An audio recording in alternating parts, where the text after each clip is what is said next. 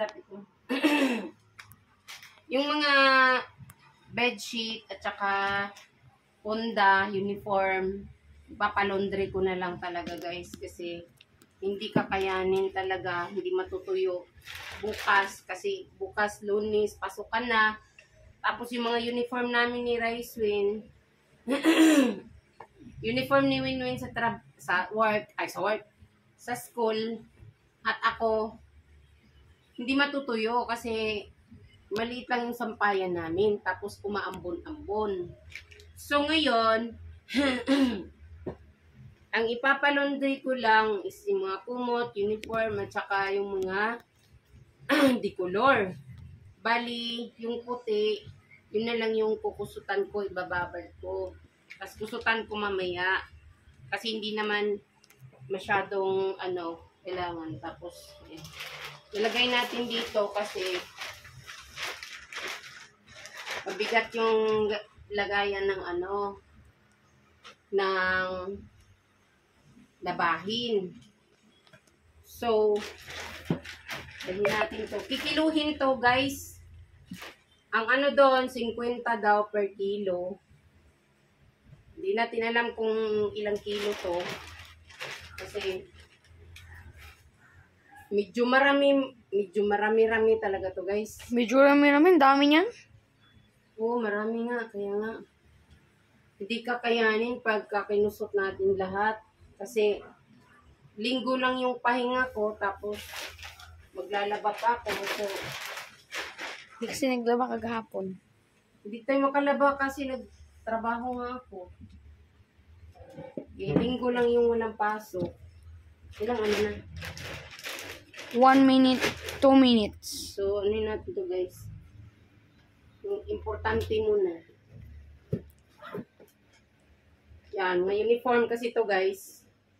Uniform ni Winwin. Yung puti, ikusot ko na lang yan. Pero yung uniform ko na puti, Hindi sasama ko sa laundry kasi hindi matutuyo pag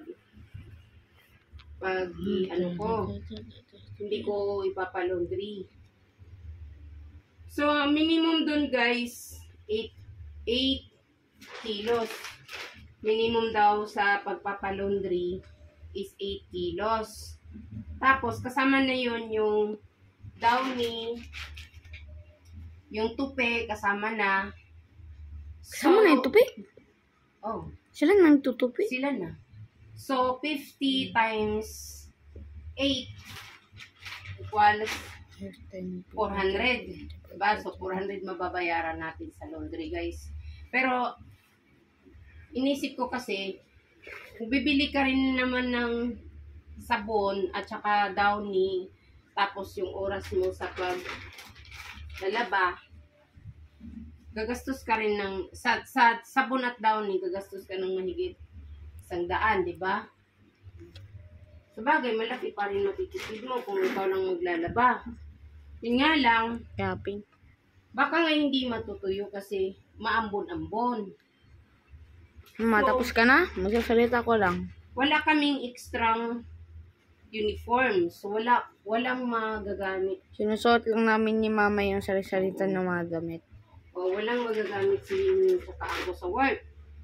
So, Work, trabaho. oo nga. English pa. Wow. Bakit ba against ka? I-vlog ko yan. Okay. 4 minutes na eh. Ha? 4 minutes na. O, dito. Tingnan mo dito. Guys, yung tinutupi ni mama para idala sa laundry shop. Yung mga towel, guys, kasi importante dahil pawisin kami. Especially ako. Bilis ako mapawis. Kaya kailangan namin isama to, panyo.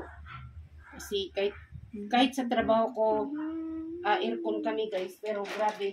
Ang init kasi. Talatak pa rin yung pawis ko, kaya Kasi sobra init ng Pilipinas. panahon. Kaya magdala talaga ako ng mga panyo tsaka tawil. Madami siyang dadala guys. Para naman maging stay dry. Para naman maging mas maganda.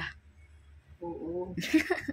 So, yung isasama ko lang na white, kaso kung isasama ko yung white ko, hindi siya pwede kasi decolor to. So, kusutan ko na lang tong white ko na na uniform. So, tapos yung mga iba pang white na damit ko, so, Oo, tayo yung mo na mga lang. sando-sando lang. Yung mga, Yan, nalagay. yan. Yan, mga pabahay lang naman din yan, guys. Mga sando ni Winwin. Eh, yun, guys, yung nasa Hindi ganyan rin ay naman pang... siya lahat, Ganyan. hindi rin naman lahat nagagamit ni Winwin na sando. So, sutan na lang natin. Ay, yung mga medyas kasi. Ma, may chat. Sabi, Okay na yan, okay na. Sige, guys. bye.